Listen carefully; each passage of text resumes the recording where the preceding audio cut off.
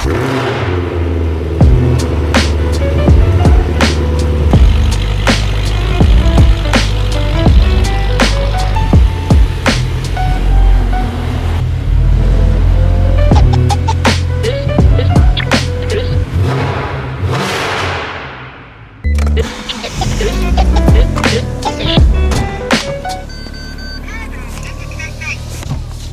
to figure out what she's saying to me, bro. Ooh,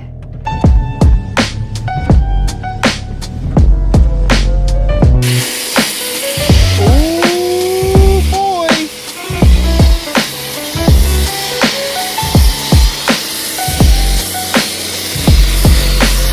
You can kind of see it. So this stuff is super dope. It breaks up into 2 stages. See, some spots like this, they get chunkier and it's like eating away at stuff. Basically, that means that there's, or you can see right here too, it's eating away any sort of former detailing product that was on the car. You see the waves? You see that drip, bro? You see that drip? These waves are quite literally eating off anything that was like on the car before. It's this foaming surface prep, and you only want to use this when you're about to do an insane detail. Other stuff like their foaming surface wash, you can use anytime. You wanna see something nasty?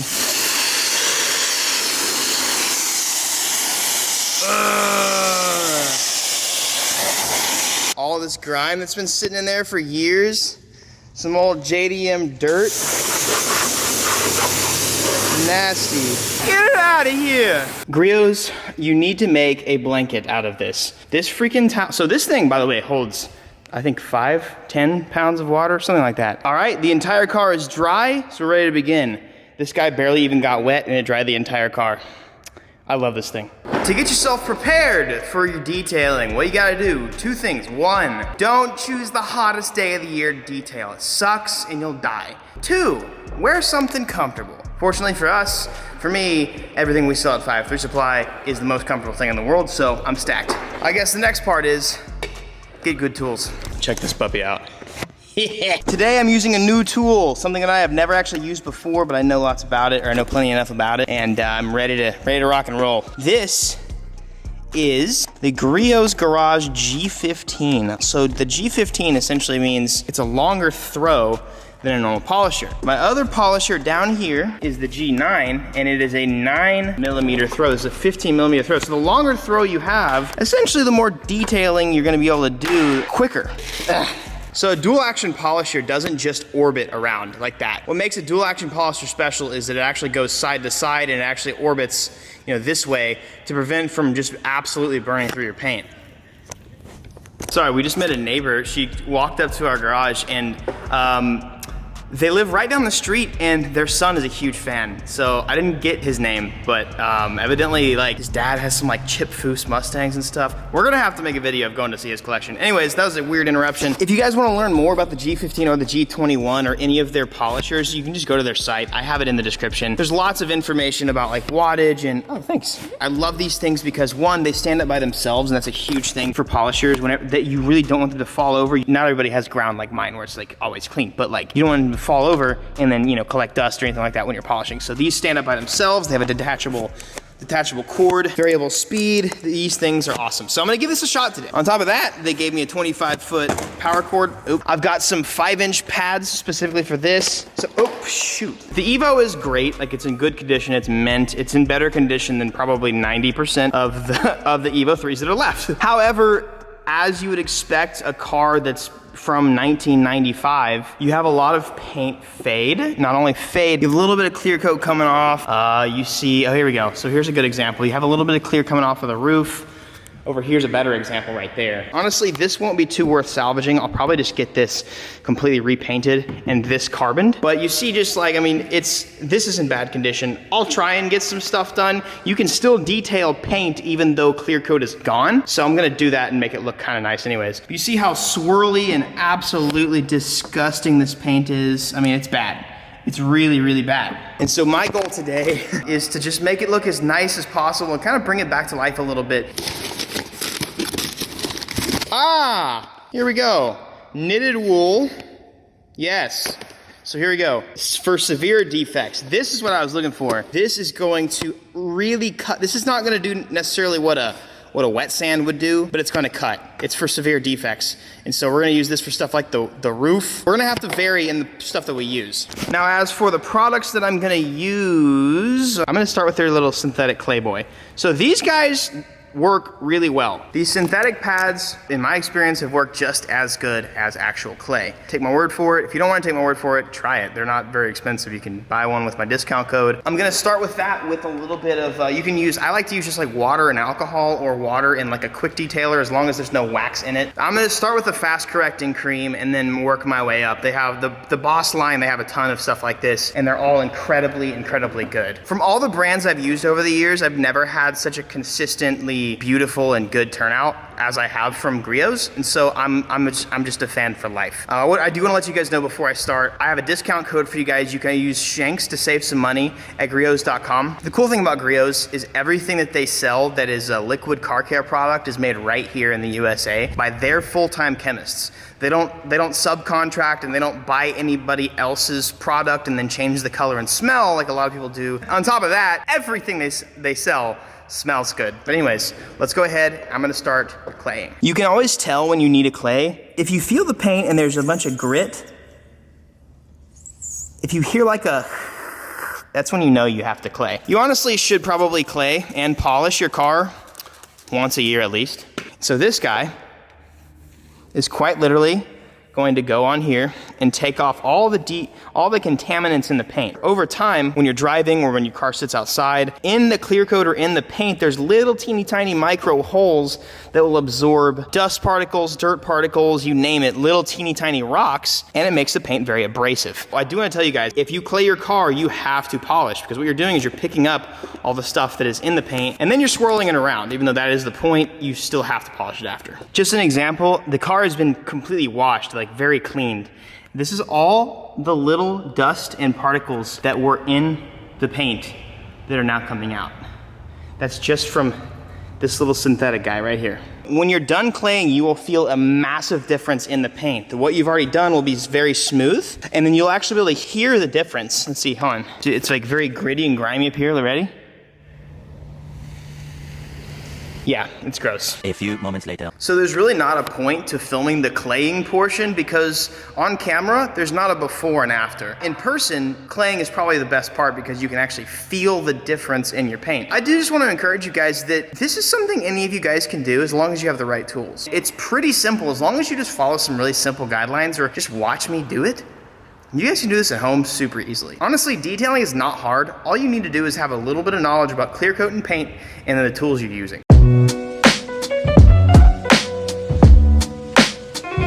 So moving on, after you clay the car, it's gonna be scuffed up a little bit from removing all the impurities out of the paint. Now what you're gonna do is move on to polishing. Now, as you can kind of see, I've got some blue tape and stuff like that around on the car. All the blue tape is marking, you probably can guess, all the places where I need to do the heavy G15 and wool pad. I'm gonna go ahead and do it on this as well. As you can see, I mean, this is very like these are really deep scratches. So we're gonna fix the trunk. I'm gonna see what the wool does to this, but I'm gonna do it quickly because I don't wanna just ruin the wing. So these are obvious. These are just freaking bleached out. Obviously this is really bad. And I'm gonna be honest with you guys, this probably needs a wet sand, but really at the end of the day, it's not really gonna matter because your wet sanding is just gonna continue to remove the clear coat, and it's gonna strap, this line is just gonna keep going further and further back. So I'm just gonna hit it with the wool and see if it can at least clear up the mountains right here and make it a smooth transition from paint back to clear coat. Same thing with this right here. I'm just gonna hit it with a really aggressive polish and hope that it does something. This door is really horrible. I'm not really sure why, but you can kind of see that, I mean, it's just like, it's really bad. So anywhere with the blue tape, I'm gonna hit pretty heavily with the high cutting pad and the G15. So let's get this puppy plugged in, and I am going to start going after it. This is about to get intense.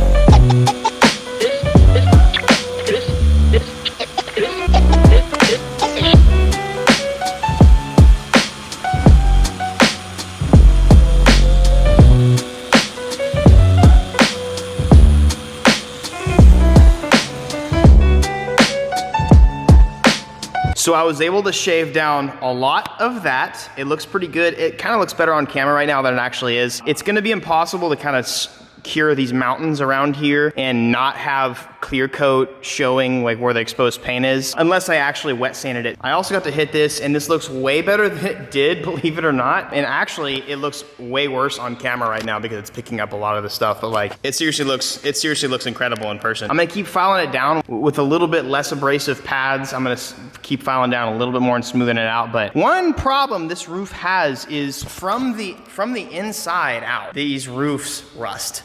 Don't know why, I can't remember exactly why, but they have a huge problem with rusting from the inside of the roof outward. And so they usually have a lot of paint problems on the roof. I'm just gonna keep going at it. We're gonna start with the trunk and the wing, and I'm gonna go ahead and give you a little before and after, tape it off, and show you what these pads do.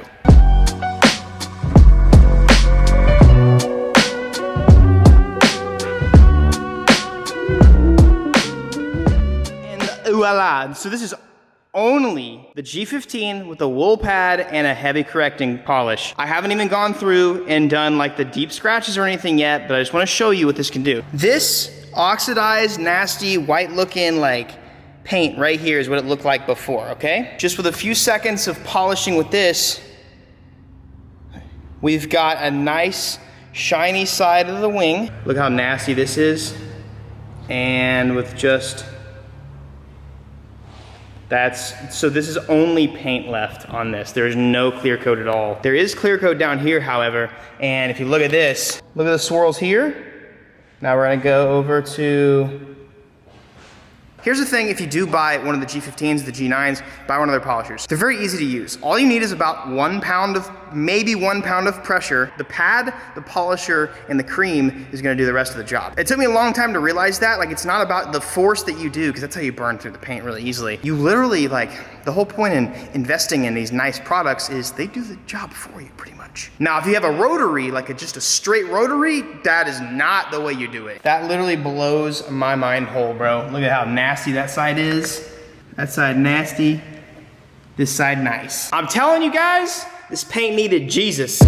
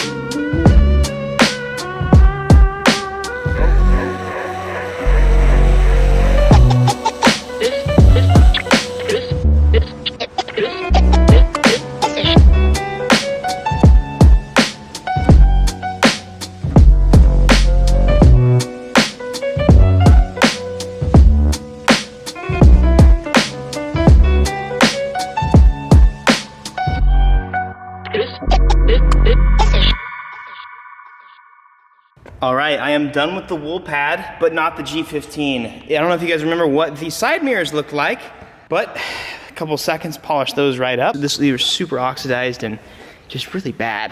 Now that I'm done with that part, I'm gonna go on to using a much lighter, woo, wow. When you're doing really heavy stuff, it's completely up to you in your own discretion what you wanna use. I mixed the fast correcting cream and the regular correcting cream based off of how much correction I needed to do. Like this part of the roof didn't need a super heavy, deep correction, whereas this one did. So I used a little bit heavier cream for this one and a lighter cream for this one, but with the same pad. So now what I'm gonna do is go over the entire car with a correcting pad.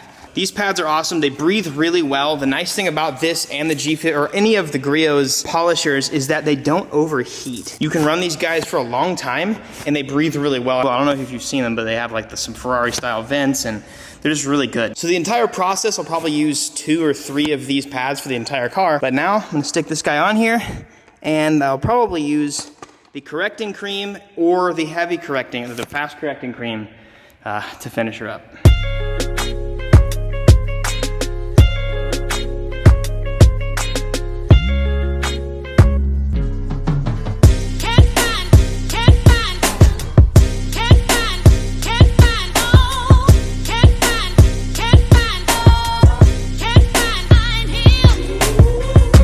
So it is currently 5:13. I started at about 10 o'clock this morning, and I'm just now done with my first actual full car polish, and now is where you can start telling the difference. Now I'm still a long way to go. This is done. Now I have to go through and do a finishing polish across the entire thing. I'm gonna now switch from the G15 over to the G9. This is the last stage of anything you wanna do. It's super, super soft, and it just gets the light swirls out and makes it shine a little bit more. After like 7 hours of this and freaking hand-to-hand combat, with leaves, we're getting close. I am still gonna use a big orange pad, using the bigger pad this time around, but that's the kind of the fun thing, you get to mix and match. But I'm just gonna do this, do a light coat over the entire thing, and get all the small imperfections out. And then we get to clean the windows, do the trim, I might do something with the wheels, I don't know. Why does it smell like coconut? Bah! All right, so we have now done perfecting cream. It's now 6 o'clock. It's like basically an hour each stage you do this, sometimes longer. This is a small car, so I'm gonna go through the parts that you guys have seen are terrible. You guys remember how bad this was? That's not shiny. You guys remember how bad this was? That's not shiny. No joke, guys, I probably spent over an hour on just this panel alone. This door and this panel is like showroom quality. Not gonna get any better than this unless you just repaint the entire car. And to be honest, fresh paint is actually worse than stuff like this sometimes because you have to wipe it off and it gets actually really scratched and then it shrinks and then blah, blah, blah. Also, I want you guys to know, I didn't go super, super aggressive. I know that eventually I'm just gonna repaint this car most likely, or at least most of the car. And so I didn't wanna waste too much time on something that I just know I'm gonna end up fixing it. But this door was such a pain in the ass, like actually a pain. Thankfully, like I have the tools to make it not as much of a pain, but got most of the imperfections and the rusty, or the nasty clear coat out of there. The roof, this was a chore. If you guys remember how this looked, that's about as good as it's gonna get. I mean, that is as good as it's gonna get, guys. But the roof is honestly immaculate compared to how it was. The hood was super scratched, and now it's very, very, very polished, and there's essentially, I mean, there's a couple, like whenever you do a detail like this, there's always gonna be a couple big scratches here and there. There's always stuff in a detail job that's just not worth trying to get out. Forgot to wipe this off. The side mirrors. Side mirrors are now shiny. That's pretty impressive. The doors didn't have a shine in them, and now they're practically a mirror, a yellow mirror. It's always my favorite thing to do whenever I detail. Also, you guys remember how bad the trunk was? Is essentially just now like spot free. There are some really deep scratches in there that I probably could have spent more time with the wool on. Just not worth it, especially if I'm gonna replace it, get a carbon one, or repaint it someday. I wish the detail ended here, but the problem is you're tired at the end of the day, you're sweaty, ready to go inside, your feet hurt, your back hurts. But now it's really important to make sure you go back and just do the small things. Just clean the glass off. As you can see, the glass is just nasty. It's got crud everywhere. The most important part of all of this, you just did all that work. The last thing you want to do is leave it exposed to the elements. You have to seal it. You have to seal it. My favorite thing to use, so they have several options. Like I've got Polywax, which is really good. And I've also got one-step sealant as well. Both those are really solid. It seems kind of sacrilegious to tell you something out of a spray bottle is amazing, but this ceramic 3-in-1 is literally incredible, and it's better than most waxes that you spend a ton of time. With wax, you have to let it set overnight, or at least like 6 hours to make it like worth being on the car, and you usually have to do it twice a year. This, you also have to do twice a year, but you literally just spray it on, and then you wipe it off. It's also hydrophobic, so when you spray it on, water just rolls off of it. If you want to buy anything, get some of this, because this is something you can use after a detail or just after washing the car. These are my favorite. These need to be made into a blanket. I literally can't explain to you how soft these are. So I'm gonna use those for the 3-in-1. And then we're also gonna use Griot's lint-free glass towels. One of the coolest things ever invented. This part's fun because if you wanna draw a wiener on your car or something like that, you can. You guys thought I was gonna do it, huh? You can draw whatever you want and then it just comes right off. And then, baba booey. You just, look at that clean windy. Look at that clean windy.